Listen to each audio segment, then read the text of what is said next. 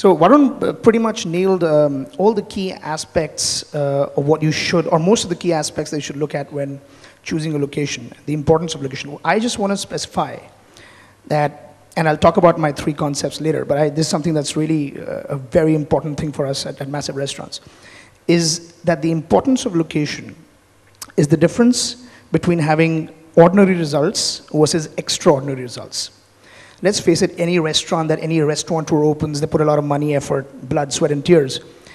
But if you choose a good location, by putting in that same X amount of effort, you could actually have significantly better results than putting in the same amount of effort in a compromised location. Now, and that's the sweet, everybody knows that, right? Everybody knows location, location, location, and it's the most tiring cliche in the real estate or in the retail business.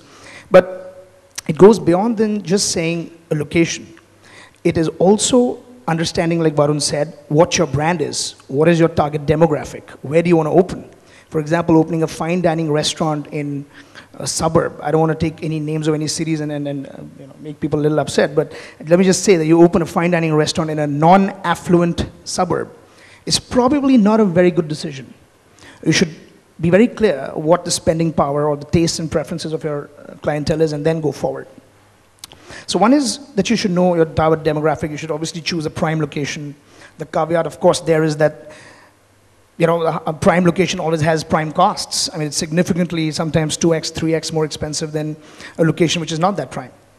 But in my personal experience with all 3 of our brands and the brand that I used to run even before this, is that the moment you compromise on a location, your work becomes harder.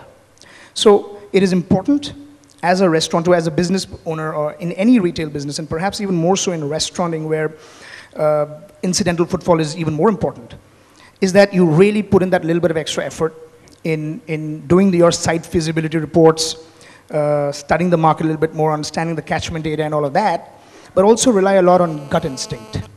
Now, all of us are entrepreneurs, and it's very easy to say, oh, I have this set of papers that, JLL or Knight Frank gave me. And it says they've got 5 lakh people work around me, or 10 lakh people live around me. But if those are not your target clientele, or the kind of people that go out and eat French food, for example, then that site feasibility report is pointless. So, as an entrepreneur, I personally depend a lot on gut instinct, which is a combination of just the vibe that the place gives out. And there's no tangible way to measure this. I mean, I go to a site and I just feel it. Obviously, I'll first only go to a prime site, but once I've figured out that this is a short list, I like to feel it. That is perhaps the maximum amount of time that I spend in my day just looking at sites for expansion. In fact, one of my very close friends, Anjan, who is the MD of Specialty Restaurants, till today, every single site is checked by him. Most often he even goes down and actually physically checks the site. And he's got 100 restaurants. And perhaps that is one of the key metrics of his success, that he's still so focused on location selection. Of course, the product has to be great, and we spend a lot of time product development, service training, and all of that. But honestly, if a restaurateur wants a higher percentage of success, they really should focus a lot more on their location selection. I'll give another example of a restaurant that I opened in Singapore. I used to own, I had ownership in a brand called Punjab Grill, which is a wonderful brand even today. And we opened this restaurant in Marina Bay Sands Casino in Singapore. One of the best locations in Asia for restauranting. It's got about 30 Michelin star chef type of places. It's got amazing revenues and everything else. Now, we were a little bit late to the party, so to speak. So we were stuck with 2 odd locations. But the franchisee in Singapore was a wonderful, optimistic guy, and I'm happy to say that today his risk paid off. But at that time, we ended up choosing a location which was in one corner of this great location. And what happened was that it took us almost 3 to 4 months to get the kind of traction going despite great reviews. After 4 months, it picked up and is doing great numbers.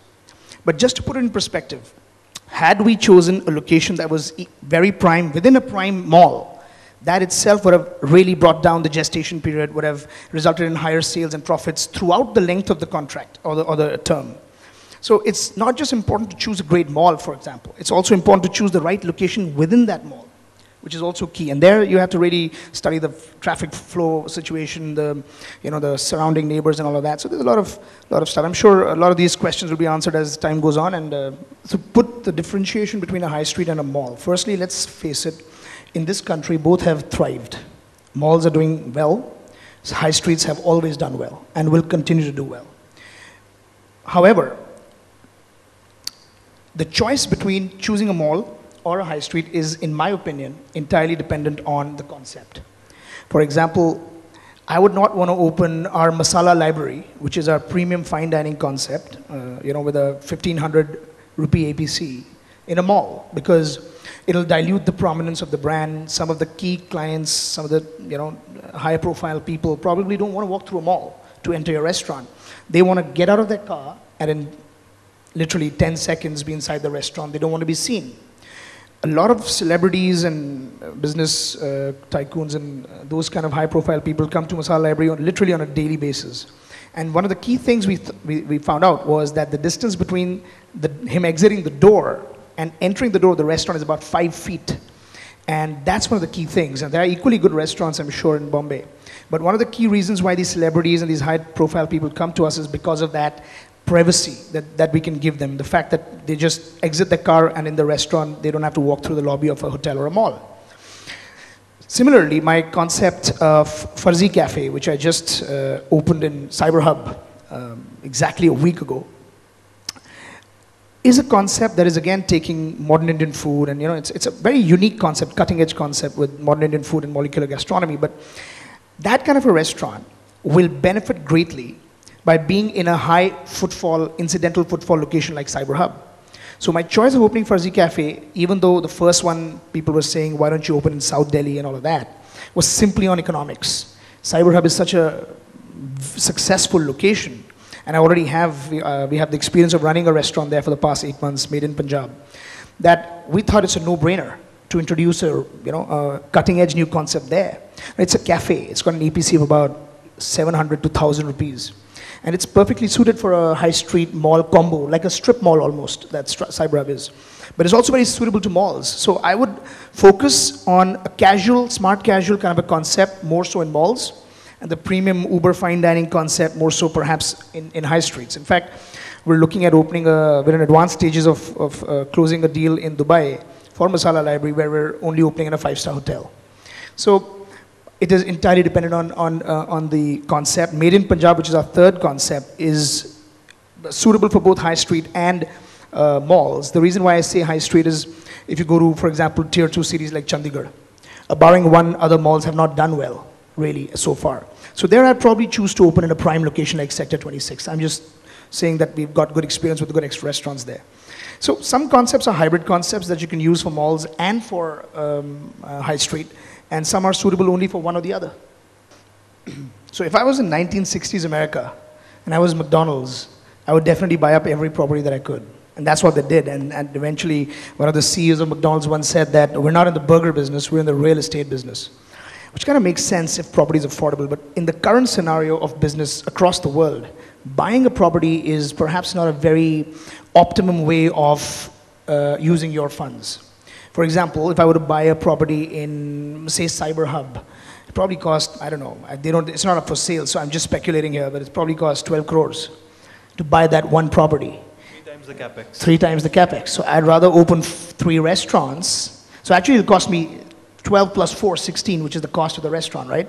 So instead of 16 crores and getting the same ROIC, I'm actually going to be able to open 4 restaurants and get a significantly better ROIC. Some of the restaurants in India, if they're successful, have upwards of 120% ROIC, which means you get your entire cash back in a year.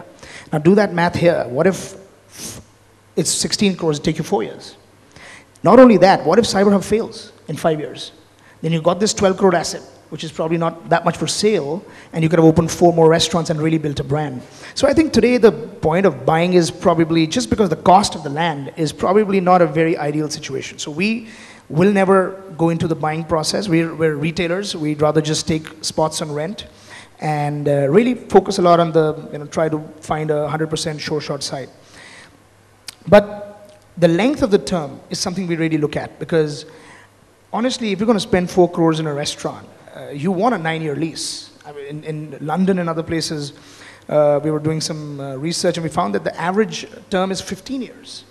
So if London can have 15 years and the value of the land is significantly higher, in fact, London Zone 1 is considered a separate asset class in the world markets. I mean, it's not open to any kind of fall in the markets. Is that premium? If they can have a 15-year lease, why shouldn't retailers allow that here? So we're definitely very keen on longer leases because it gives us the ability to really get solid revenue back and make a solid profit out of it. But definitely anything less than 9 we don't like. Sometimes we've signed a few 5-1s overseas, but that's because that's the nature of those markets. Singapore, for example, does not allow more than 5 years. Most of the premium places, you can only get a 5-year lease. So the length of the lease is important, but definitely we would rather go for never go for the purchase. We'd rather take the property on lease. So it is a big challenge because we obviously don't live in UK and we don't know it as well as we would know Delhi or Bombay, or for that matter, Dubai. But I think there a good consultant really comes into play. A person who understands your product, who is aware of the local markets and tastes and preferences. But I think even more than a good consultant, you really need a local partner. We will seldom venture into another country without a strong local partner who's a local resident of that city. Because a local person's understanding of the local person's needs and wants can only be understood by that person. So it's very important to have a good partner in any country. We were lucky to find good franchisees in Singapore, and now we're very lucky to find some very good franchises in Dubai. And what's happening there is it takes a lot of the location selection pressure off us. It gives us the right insight, the insightful perspective that they'll offer. And also in a way they are, because they're themselves involved in the restaurant success, they're going to make sure they choose the right location. So I think it's very important, 2 things. Have a good consultant show you the right spots. You should obviously even there know your business. It's better for all 3 of us, we all have Indian brands, right? So it's very easy for us to go overseas because it's something unique. We're the best at it. Slightly harder to take a Chinese restaurant to China because they're saying, what the hell are you guys teaching us Chinese food, or what are you guys teaching us Italian food, you know? So it's easy for the 3 of us sitting here to kind of take our brands overseas. But having a local partner and to some extent a good local consultant helps in a major way for that challenge.